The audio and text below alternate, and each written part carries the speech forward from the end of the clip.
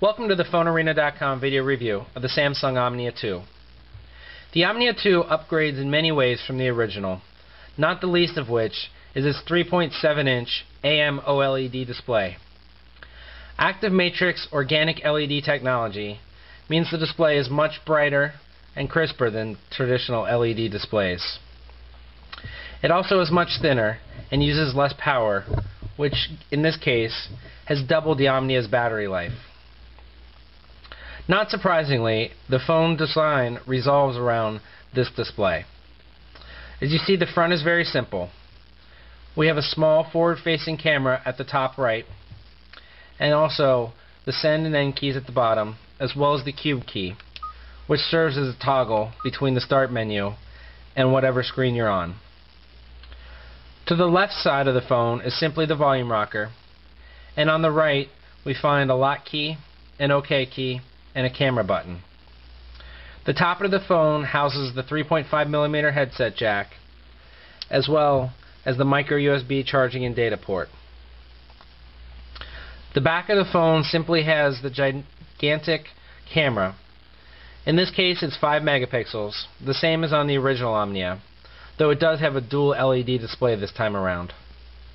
Also on the back is the phone's single speaker. To access the micro SD expansion slot, one has to remove the battery cover. As you can see, you also will find the SIM card slot and of course the battery here as well. It has micro SD expansion up to 32 gigabytes, but it will also has 8 gigs of internal memory. One of the interesting things about the Omnia, which we saw the first time around as well, is that there's no stylus. It does come with a little pen stylus, which you can attach like a lanyard. However, the phone has been completely redesigned to have finger-friendly menus. We saw the TouchWiz interface on the Omnia, but Samsung's done one better with TouchWiz 2.0. We still have the familiar bar on the side. Here we have widgets that we can drag and drop on and off the screen.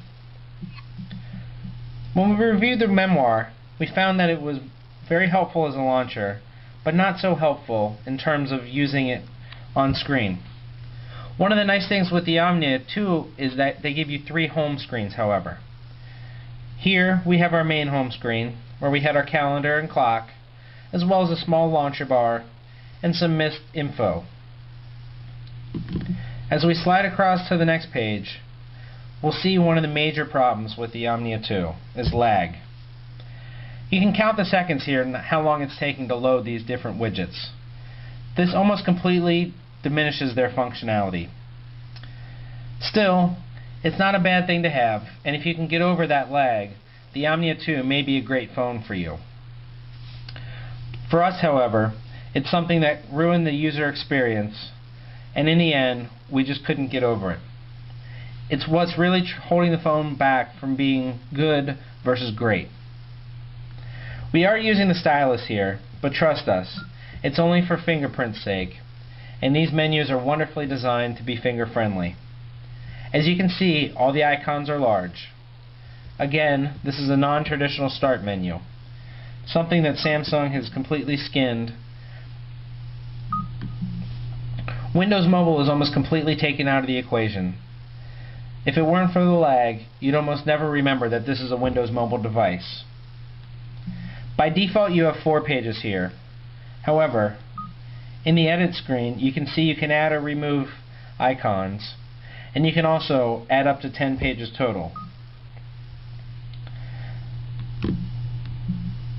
One of the things we've tried at HTC on in the past is, despite that their great home screen, they haven't skinned Windows Mobile quite deep enough. Samsung has.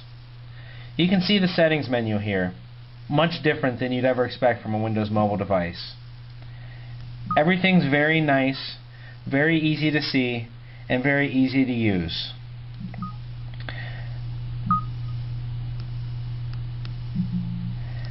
As you can see, the screen is pretty responsive.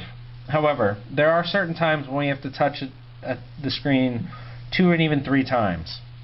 It does have haptic feedback and also makes a noise to let us know when we've touched something. But, unfortunately, just because that goes off doesn't mean the item has been touched. We really appreciate this advanced skinning that Samsung has done. For the most part, you don't even realize that you're in a Windows Mobile environment. You do have the Start menu button at the top at times, and there are certain programs, like Notes, which take you to the traditional Windows Mobile home screen, Windows Mobile program.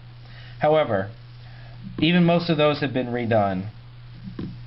For instance, the Smart Memo application is very cool. Not only can we write a new memo, we can also insert images, as well as video and sound.